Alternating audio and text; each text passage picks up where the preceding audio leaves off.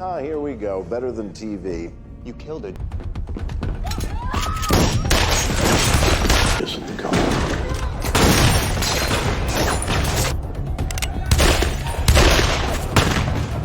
DEA, freeze! Drop your weapon. Halo Flickers, welcome to Sneak Flicks. Dengan bangga kami mempersembahkan kepada kalian ulasan lanjutan series berjudul The Blacklist season ketiga. Disclaimer, bagi kalian yang baru mengikuti series The Blacklist, saya sarankan untuk menonton dari episode 1 terlebih dahulu dan playlist ada di card pojok kanan atas. So, without any further ado, let's get into it. Scene dibuka oleh seorang wanita lansia yang saat itu melihat jejak darah di lantai toko swalayan tempatnya berbelanja. Dan ketika ia mengikuti jejak darah tersebut, ia melihat seorang anak kecil yang sedang memakan dengan lahap barang dagangan yang berada di toko itu. Lantas wanita ini bertanya apakah anak itu membutuhkan sesuatu? Kemudian Shin bergerak kepada Kin yang menghampiri Reddington di suatu restoran. Reddington memberi Kin sebuah surat berisi rekening terpercaya yang ia dengan sengaja siapkan untuk anak Kin nanti kelak. Tetapi Kin memberitahu jika dirinya tak bisa menerima rekening itu. Lalu Reddington mengalihkan topik dengan membicarakan suatu dongeng tentang seorang wanita yang tinggal di hutan. Ia tak begitu jahat pun tak begitu baik. Dan ternyata Kin mengetahui dongeng tersebut. Dengan berjudul Lady Ambrosia selalu membuatnya merinding ketika mendengar ceritanya kembali. Reddington menjelaskan bahwa setiap kebudayaan memiliki versi mereka dari makhluk mistis yang menculik anak-anak. Jerman memiliki Der Grossmann, Meksiko memiliki La Llorona. Tetapi ada bisikan bahwa Lady Ambrosia bukan sekedar mitos belaka. Ada seorang wanita yang benar-benar tinggal di hutan cukup dalam, menculik anak-anak yang tak diinginkan oleh orang tua mereka dan ia membesarkannya dengan janji kehidupan yang abadi. Kemudian Reddington memberikan sebuah kasus hilangnya seorang anak kecil bernama Ethan. Fakta yang sebenarnya adalah Ethan bukanlah menghilang, melainkan ia meninggal 4 tahun yang lalu. Serta yang menjadi permasalahan adalah Ethan bukanlah kasus pertama. Dan inilah Lady Ambrosia, blacklister nomor 77 yang terdaftar dalam daftar hitam milik Reddington. Setelah bertemu dengan Reddington, Kin harus menemui salah satu keluarga yang berminat untuk mengadopsi anaknya.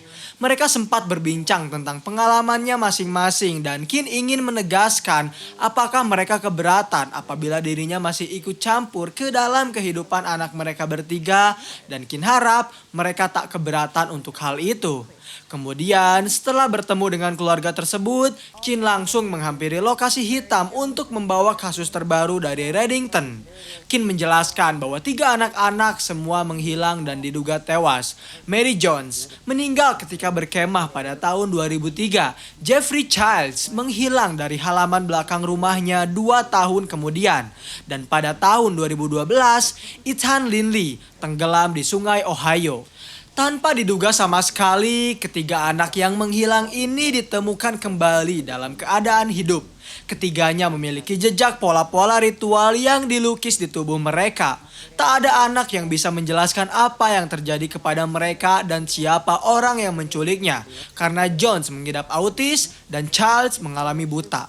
Ketika Samar melihat secara lebih dalam ke foto tersebut, ia menduga lukisan yang terdapat dalam tubuh mereka bukan dicoret menggunakan kuas, melainkan menggunakan jari. Akhirnya Cooper memerintahkan semua agennya untuk memeriksa setiap sidik jari dari foto tersebut. Dan ia ingin wrestler mengajak Kin untuk mengevaluasi kinerja psikologi yang menangani Ethan di rumah sakit. Setibanya di sana, wrestler dan Kin bertemu dengan psikolog dari Ethan yang memberitahu bahwa pasiennya mengidap dehidrasi dan masih tak mau berbicara. Karena penasaran, Kin lebih memilih untuk mencoba mengajaknya berkomunikasi. Ia menggambar 2 emoticon agar Ethan bisa memilih apa yang sedang ia rasakan sekarang. Tetapi tiba-tiba saja kedua orang tua Ethan datang ke rumah sakit. Mereka terkejut melihat anaknya yang kembali ditemukan dan bertanya kepada agen FBI dari mana mereka menemukan keberadaan Ethan. Tak ingin mengganggu privasi dari keluarga Ethan, mereka lebih memilih untuk memberikan waktu luang. Di luar ruangan, Ressler mendapat informasi dari Aram bahwa 2 minggu sebelum Ethan menghilang, keluarga Lindley mencoba untuk memberikan Ethan untuk diadopsi. Di satu sisi, di sebuah hutan, seorang wanita mengajak anak-anaknya untuk melihat kupu-kupu yang telah mereka tanam di suatu sumur. Sembari menunggu ritual dilakukan, mereka bernyanyi begitu senangnya. Kemudian tiba-tiba seorang pria membawa setumpuk kayu dan menjatuhkannya ke dalam sumur. Dan semua anak-anak pun bergembira melihat kupu-kupu yang berhamburan keluar begitu cantik. Ternyata yang dimasukkan ke dalam sumur tersebut bukanlah tumpukan kayu semata, melainkan jasad dari seorang anak kecil.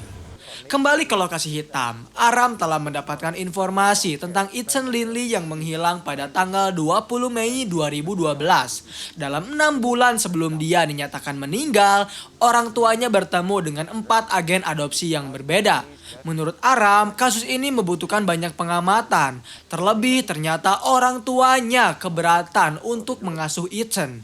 Terjadi sedikit perdebatan terkait perbedaan persepsi antara apakah baik bagi seseorang ibu untuk memberikan anaknya kepada pengadopsi atau tidak di saat Kin memiliki niat seperti itu. Lalu Sin bergerak kepada Reddington yang sedang mengantri untuk bertemu dengan Glenn. Ketika sedang mengantri, ia digoda oleh seorang wanita yang mengaku pernah melihatnya. Reddington menjawab bahwa mungkin saja ia melihat orang yang salah. Tetapi wanita itu ngotot pernah melihat Reddington dan justru mengajaknya untuk makan malam. Sempat menolak, Reddington meminta maaf karena ia tak bisa menerima tawarannya. Kemudian Reddington langsung menghampiri Glenn dan melakukan komplain karena ia telah menunggu antrian selama 40 menit. Demi memberinya kompensasi, Glenn harus segera mencari seorang wanita bernama Vasilia Patinka, mantan agen KGB, dan ia harus membatalkan seluruh rencananya yang telah ia rencanakan untuk mengabulkan permintaan dari Reddington. Di rumah sakit, terlihat ibu dari Ethan menelepon seorang agen adopsi bernama Noah untuk bertanya mengapa anaknya bisa kembali ditemukan. Bagaimana jika rencana mereka terbongkar? Noah yang sedang di kantornya memberitahu bahwa terjadi sedikit kesalahan dan ia ingin bertemu 1 jam kemudian di tempat seperti biasa mereka bertemu. Padahal saat itu, Ressler dan Samar sedang memeriksa kantor agen adopsi tempat di mana Noah bekerja. Tetapi saat mereka menghampirinya, Noah tiba-tiba menghilang begitu saja. Ternyata ia telah bertemu dengan ibu dari Ethan dan juga Noah telah memiliki rencana lain. Ketika ibu Ethan sedang melakukan komplain terhadapnya, ia tiba-tiba disekap dari belakang oleh seorang pria bernama Theo hingga tak bernafas. Kemudian Noah menyuruh Theo untuk tak terus-menerus bertanya tentang keberadaan ibunya. Yang terpenting sekarang ia harus menyelesaikan semua kekacauan yang baru saja terjadi. Di satu sisi, Ressler dan Samar meminta kepada ayah dari Ethan sendiri untuk ikut bersama mereka karena mereka telah menemukan indikasi mencurigakan terkait hilangnya Ethan. Sementara Ethan hendak diurus terlebih dahulu oleh Kin. Saat itu Kin telah membawa Ethan ke apartemennya sendiri. Karena masih terlihat canggung, Kin mencoba mencairkan suasana dengan memasakkan waffle untuknya. Namun ternyata Kin melakukan kesalahan ketika ia tak sadar kain yang berada di dapur terbakar. Hal itu membuat Ethan histeris. Kin mencoba memperbaiki semuanya, dibantu oleh Buzz, salah satu agen Reddington yang telah siap sedia untuk membantu Elizabeth Kin. Ketika api telah berhasil padam, Kin mendapat telepon dari Tom yang memberitahu bahwa mereka semua akan baik-baik saja sekarang. Mereka akan keluar segera dari situasi ini. Tak mengerti dengan apa yang Tom ucapkan, Kin mencoba bertanya di mana keberadaannya. Saat itu Tom diminta terlebih dahulu untuk segera mengikuti Gina yang akan meledakkan mobil mereka. Kemudian Gina mengajak kepada Tom untuk ikut bersamanya ke Zurich. Tetapi Tom menolak. Ia berjanji kepada Kin untuk memperbaiki semuanya. Saat semua barang bukti dirasa telah aman, akhirnya mereka berpindah tempat. Gina kembali mencoba mengajak Tom untuk ikut bersamanya ke Zurich. Namun keputusan Tom telah bulat. Saat Gina keluar dari mobil, ia tiba-tiba menyuruh anak buahnya untuk menembaki semua orang yang masih berada di dalam mobil, termasuk Tom. Beruntung saat itu Tom masih bisa menyelamatkan dirinya sendiri dan membunuh kedua anak buah dari Gina yang berkhianat. Keesokan harinya, Kin memanggil Reddington ke apartemen miliknya. Ia ingin menegaskan bahwa dirinya tak perlu bantuan dari agen Reddington, sama seperti dirinya yang tak menginginkan bantuan dari uangnya. Reddington bertanya mengapa Kin melakukan semua ini, mengapa ia tak menginginkan keberadaan anaknya. Kin menjelaskan bahwa kehidupannya yang telah didatangi oleh Reddington membuat ia berpikir tak ada tempat yang aman untuk anaknya kelak apabila nanti ia lahir ke dunia. Reddington terdiam. Kemudian Kin memberitahu bahwa keinginan Reddington sama dengan keinginan dari Tom. Saat Reddington kembali bertanya apakah Kin memiliki niat untuk mempertahankan anaknya, barulah disitulah ia tiba-tiba memiliki ide. Kemudian Kin langsung pergi ke lokasi hitam dan menjelaskan bahwa Ethan adalah anak yang tak diinginkan oleh orang tuanya. Menurut ayah dari Ethan, semua ini adalah ide dari ibunya. Mereka menyewa Noah untuk mengatur semua ini dan mungkin saja Noah bekerja sama dengan Lady Ambrosia untuk melenyapkan anak-anak. Karena telah mendapatkan kepastian, Cooper langsung memerintahkan agennya untuk mencari tahu keberadaan dari Noah, sehingga mereka bisa mengetahui keberadaan dari anak-anak yang telah terculik. Di satu sisi, Reddington saat itu akhirnya telah mendapatkan informasi dari Glenn bahwa temannya yang bernama Vasilia Patinka tinggal di Gettysburg dengan nama yang lainnya. Glenn pun memberi alamat yang lengkap kepada Reddington.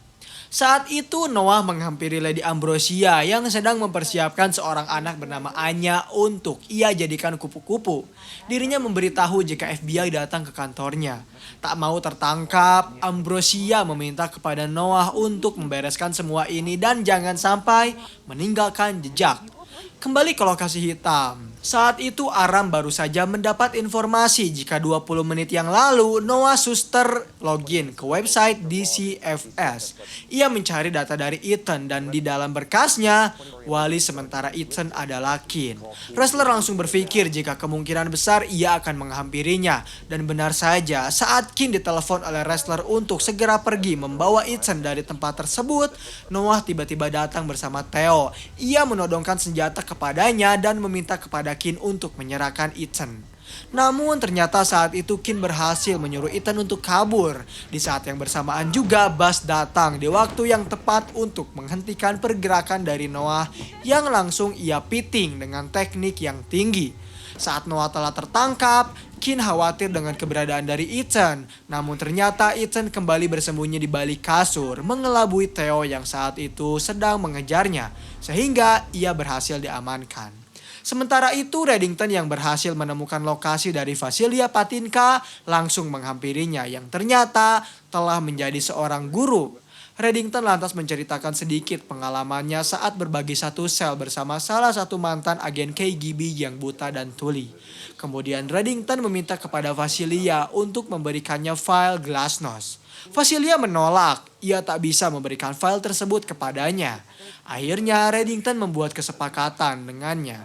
Bagaimana jika ia mencari keberadaan dari Anya, anak dari Vasilia, sementara dirinya harus memberikan file tersebut. Vasilia hanya terdiam karena menurutnya sangat mustahil bagi Reddington untuk mencari tahu keberadaan dari Anya. Namun apabila ia bisa menemukannya, Vasilia akan berpikir ulang. Kin sebagai wali sementara dari Ethan mendapat teguran dari agen adopsi karena kelalaiannya yang dinilai terlalu membahayakan nyawa dari Ethan. Sehingga mau tak mau mereka akan kembali mengurus Ethan dan mencabut wewenang Kin untuk mengurusnya. Kin yang tak bisa melakukan apa-apa lalu mencoba membujuk Ethan untuk keluar dari kasur dan memberitahu bahwa kini ia harus kembali tinggal bersama pengasuhnya. Namun terlihat Ethan yang enggan keluar dari tempat persembunyiannya. Ia justru senang berada di apartemen milik Kin. Lalu Sin bergerak kepada Kin yang menghampiri Reddington di suatu gudang. Ia terkejut Reddington justru menahan Noah dan bertanya apa yang sedang Reddington cari di kasus ini. Mengapa ia tertarik dengan kasusnya? Reddington tak menjawab apapun. Ia hanya memperlihatkan Noah yang sedang terdiam di gudang yang kosong. Kemudian Kin tiba-tiba memberitahunya bahwa ia telah menemukan keluarga yang mungkin akan mengambil anaknya nanti. Meskipun begitu, Kin sempat berpikir kembali karena ia selalu membandingkan dirinya dengan ibunya sendiri yang juga tak percaya dengan anaknya. Reddington mencoba menjelaskan dan bercerita bahwa ibu dan ayah Kin saling mencintai satu sama lain. Setelah apa yang ayahnya lakukan kepada ibu dari Kin, yaitu Rostova, ia tetap ingin mempertahankan keluarganya.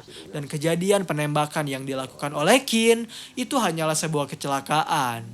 Setelah mengetahui suami tercintanya dibunuh oleh anaknya sendiri, Rostova memutuskan untuk pergi ke Cape May. 2 bulan kemudian, ia meninggalkan pakaiannya di pantai, pergi ke laut dan tak pernah terlihat kembali setelah kejadian tersebut.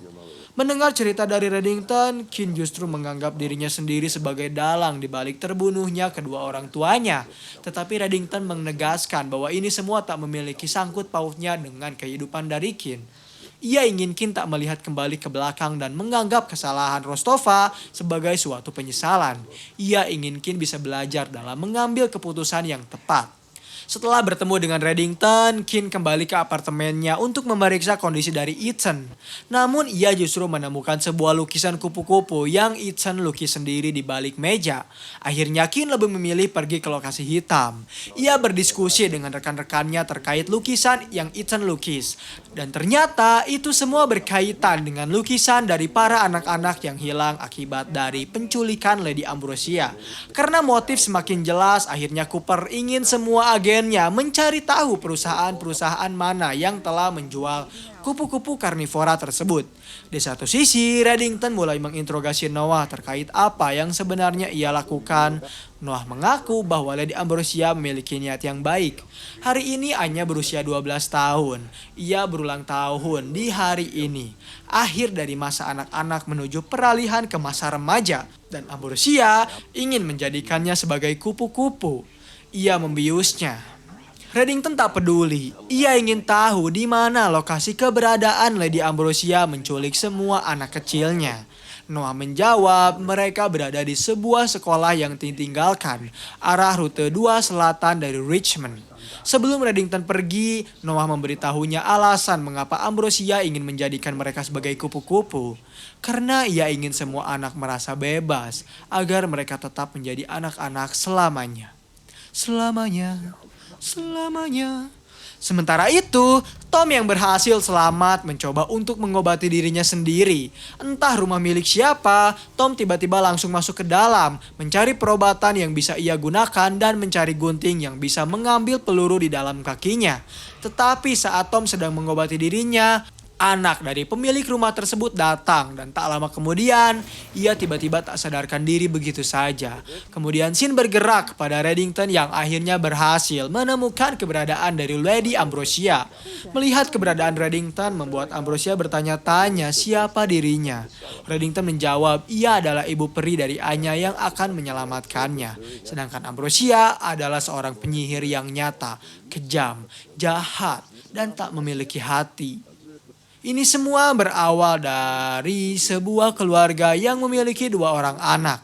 Kedua anak itu sering memainkan kano di pinggir danau. Suatu hari satu keluarga itu berkeliling danau menggunakan sampan. Dan ternyata tanpa mereka semua sadari sampan tersebut bocor, menenggelamkan salah satu anaknya. Dan Ambrosia bisa begitu dengan teganya membuat Theo merasa bersalah atas kesalahan yang sama sekali tak ia lakukan. Ambrosia beralasan bahwa ia ingin Theo tak menjadi seorang anak buangan yang tak layak dicintai dan diurus seperti anak pada biasanya. Tanpa Ambrosia sadari, Theo yang merupakan anaknya sendiri mendengar percakapan tersebut. Tak lama kemudian, Dembe datang dengan membawa Anya yang dinyatakan masih bernafas dan bisa mereka selamatkan. Akhirnya Reddington berpamitan dan ia memberitahu kepada Theo bahwa dirinya bukanlah seorang anak buangan. Ia berhak untuk dicintai. Dan ketika Reddington pergi, Theo langsung mencekik Ambrosia, ibunya sendiri hingga ia kesakitan. Kemudian perlahan Theo menyeret ibunya sendiri ke sumur dan menjatuhkannya. Terlihat kupu-kupu yang berterbangan dengan senangnya. Setelah itu Theo menjatuhkan dirinya sendiri juga ke dalam sumur hingga ia tewas. Pada akhirnya FBI berhasil menyelamatkan para anak-anak dan langsung mengevakuasi mereka semua. Sementara Kin yang khawatir dengan keberadaan Tom mencoba untuk meneleponnya meskipun ia tak mendapatkan balasan karena saat itu Tom sedang berada di rumah sakit. Dan di satu sisi, Reddington mendapatkan apa yang ia mau, yaitu file Glasnost setelah ia mengantarkan Anya ke ibunya sendiri, yaitu Vasilia Vatinka. Yang ternyata file Glasnost itu adalah berisi tentang file Katarina Rostova. Dan episode 14 di season 3 pun berakhir di sini. Terima kasih telah menonton video pembahasan series dari The Blacklist. Bagaimana tanggapan kalian? Komen di bawah untuk rekomendasi film atau series selanjutnya. Klik tombol subscribe untuk mengikuti perkembangan channel ini dan klik tombol like jika kalian menyukai pembahasan kami. Dan sampai berjumpa kembali di episode selanjutnya.